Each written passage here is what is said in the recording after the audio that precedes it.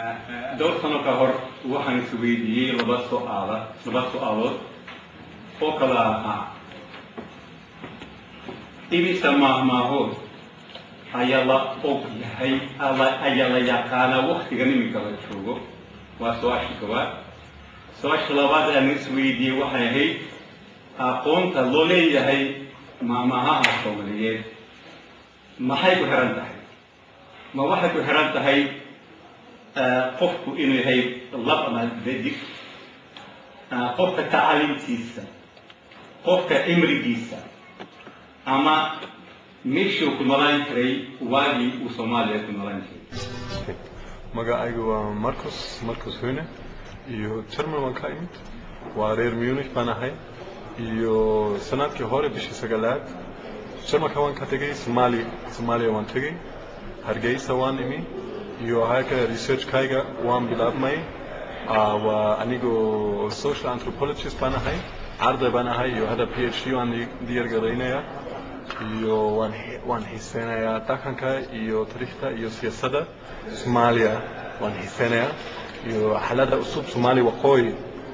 waan xiiseynayaa maxay Soomaaliya koonfur ma tegin waliga ma tegin maxay waa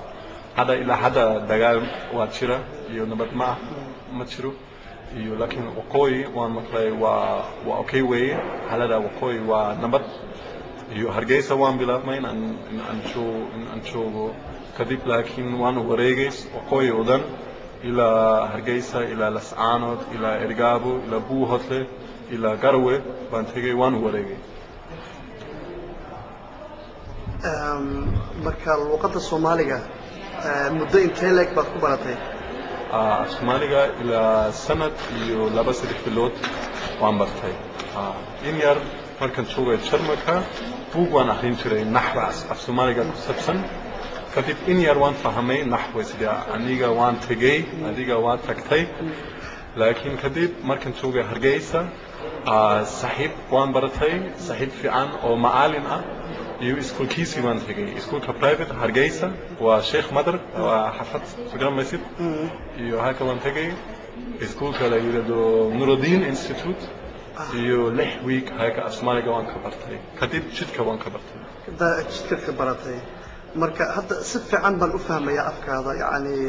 si fiican baa Soomaali u baratay marka ma waxa jira muddadii aad barnaysay alla yaabtay luqadda Soomaaliga ma adag tahay barashadeeda? waa adagahay. waad salaamantihiin dhegeystayaal aad iyo aad ayaan ugu faraxsanahay inaan nimid magaaladan fiican oo qurxoon oo ku taala dalka Denmark. shirka shalaytu bilaabmay waa shir muhiima waxaan u malaynayaa waxaan ku kalsoonahay shirkani inuu ahmiyad weyn u leeyahay horumarinta afka dhaqanka iyo xikmadda Soomaaliyeed. mar haddii ay ka soo qayb galeen shirkan aqoon-yahano fara badan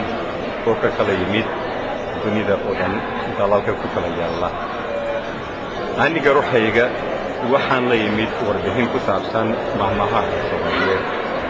waayo maahmaahaha Soomaaliyeed waxaan u haystaa shay ay ka muuqato xikmadda soo jireenka ah ee laga dhaxlay abkii hore raggii hore hadda laba intuu